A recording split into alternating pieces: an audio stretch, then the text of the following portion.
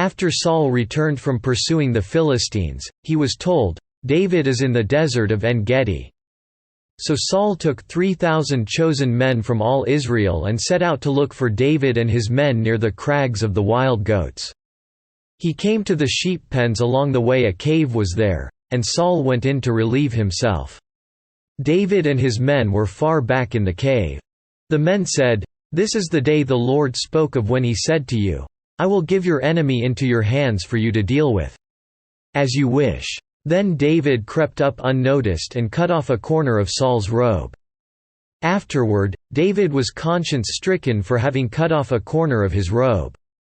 He said to his men, "The Lord forbid that I should do such a thing to my master. The Lord's anointed, or lift my hand against him, for he is the anointed of the Lord." With these words David rebuked his men and did not allow them to attack Saul. And Saul left the cave and went his way. Then David went out of the cave and called out to Saul, "My lord the king." When Saul looked behind him, David bowed down and prostrated himself with his face to the ground. He said to Saul, "Why do you listen when men say, 'David is bent on harming you'?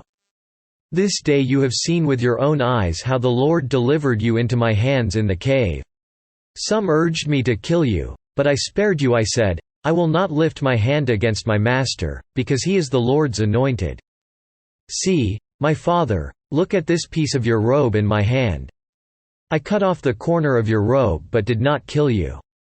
Now understand and recognize that I am not guilty of wrongdoing or rebellion.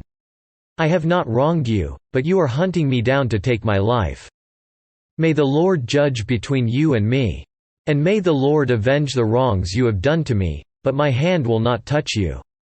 As the old saying goes, from evildoers come evil deeds, so my hand will not touch you. Against whom has the king of Israel come out? Whom are you pursuing? A dead dog? A flea? May the Lord be our judge and decide between us. May he consider my cause and uphold it. May he vindicate me by delivering me from your hand." When David finished saying this, Saul asked, "Is that your voice, David my son?" And he wept aloud. "You are more righteous than I," he said.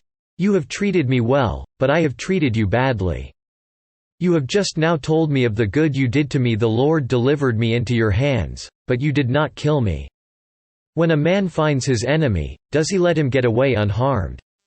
May the Lord reward you well for the way you treated me today. I know that you will surely be king and that the kingdom of Israel will be established in your hands. Now swear to me by the Lord that you will not cut off my descendants or wipe out my name from my father's family." So David gave his oath to Saul. Then Saul returned home, but David and his men went up to the stronghold.